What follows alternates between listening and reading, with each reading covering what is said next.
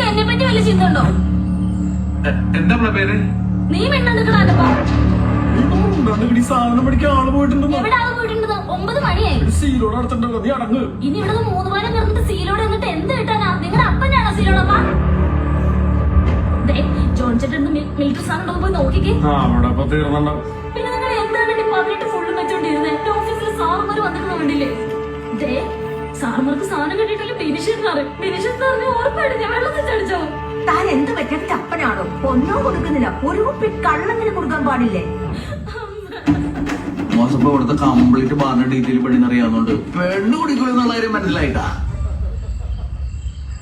ചേട്ടാ നിങ്ങക്ക് സാധനം എന്റെ ഉണ്ണി സംഘടിപ്പിക്കാന്ന് പറയണ. നിങ്ങക്ക് സാധനം കിട്ടിയാ പോലെ അത് ഞാൻ ഏറ്റു.